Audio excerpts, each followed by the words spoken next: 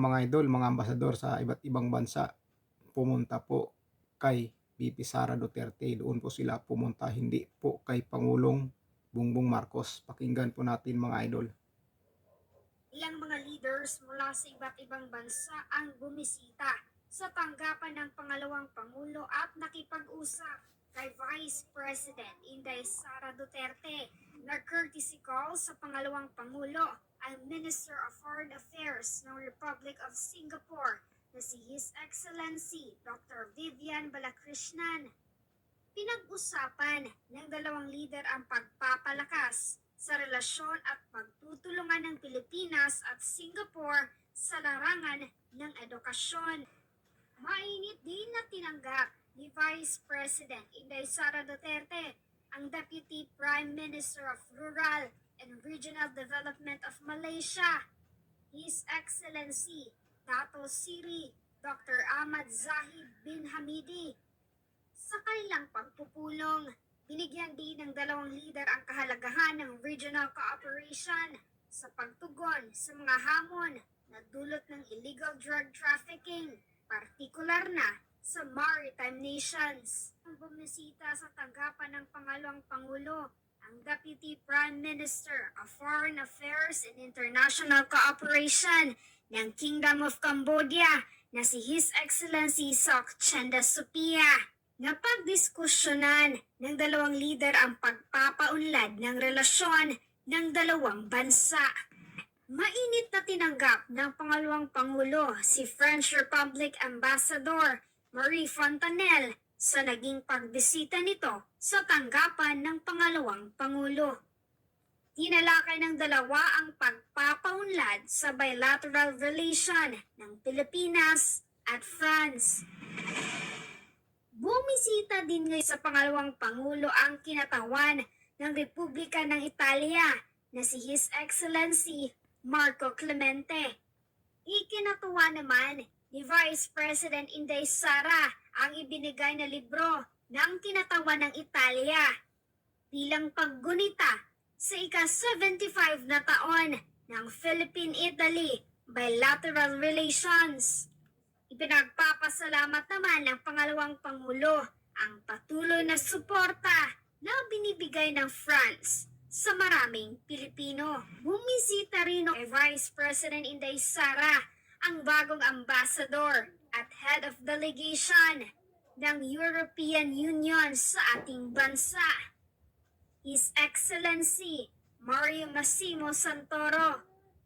Sa kanilang pag-uusap, pinasalamatan ng pangalawang Pangulo ang European Union sa naging suporta nito, lalo na sa pagpapanatili ng kapayapaan sa Bangsamoro Autonomous Region and Muslim Mindanao o BARM.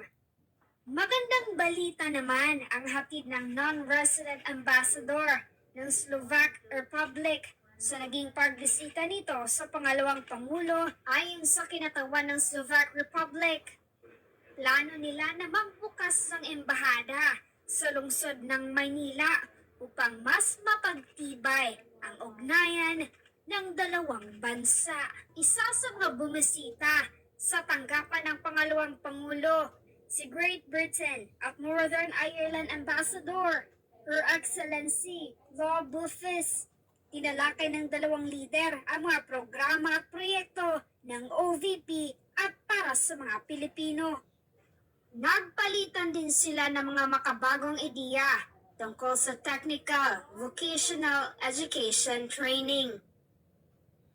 So yun mga idol, imbis na kay Pangulong Bongbong Marcos pupunta yung mga ambassadors ng iba't ibang bansa, kay VP Sara po pumunta. So ano ang ibig sabihin nito mga idol? Wala po silang tiwala mga idol sa namumuno sa ating bansa. Kasi doon po sila kay VP Sara Duterte pumunta imbis na sa Pangulo. Ang ibig sabihin, wala po silang tiwala sa Pangulo. Kaya doon sila kay VP Sara Duterte pumunta. Malaki ang tiwala nila kay VP Sara Duterte, mga idol. Ganon kalakas si VP Sara Duterte sa mga bansang yan na pumupunta sa kanya. Piruin mo, kay BP Sara pumunta yung mga ambassadors na yan, imbis na dun kay BBM. Kaya mga idol, nakakataba ng puso mga idol na sa panggigipit ng mga ibang politika, panggigipit nila kay BP Sara Duterte, marami pa pong nagtitiwala na taga-ibang bansa kay Vice Presidente Sara Duterte. Yun ang akala nila, wala nang kakampi si BP Sara. Marami po mga idol na taga-ibang bansa at mga ambasador pa yan. Dahil kung wala silang tiwala kay BP Sara Duterte, hindi sila pupunta kay BP Sara Duterte.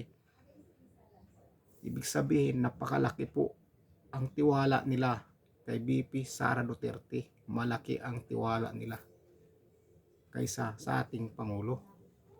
Ganon po mga idol.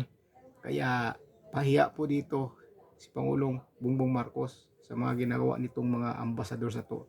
Imbis na siya ang kakausapin, si BP Sara ang pinuntahan at kinausap tungkol sa mga pakay nila dito sa bansa natin. O di ba mga idol? Palakpakan mga idol, palakpakan. Proud tayo sa ating Vice Presidente, siyempre. BP Sara Duterte na yan, maasahan ng bayan. Yan po talaga ang maasahan ng bayan at sa mga mahihirap, tulad nating mga mahihirap, mga simpleng tao lang. Siya na po ang ating kailangan. Hindi po yung mga mayayaman dyan na mga matapobre mga yan. Gusto niyan sosyalan, pero yung Vice Presidente napakasimpleng tao lang. Talagang makamasa po. Makamasa po ang ating Vice Presidente at maasahan po ng bayan yan. Sigurado ako at 100% yan. Sa ilang mga idol, kaya kung bago lang kayo sa channel ko, huwag na sana kalimutan mag-subscribe mga idol at paki-like ng video natin mga idol. Para dumami po tayo dito sa channel ko mga idol. Sama-sama po tayo dito mga idol. Solid po tayo mga idol, wala pong iwanan. Kaya ingat po kayo mga idol. God bless po sa inyo at peace po tayong lahat.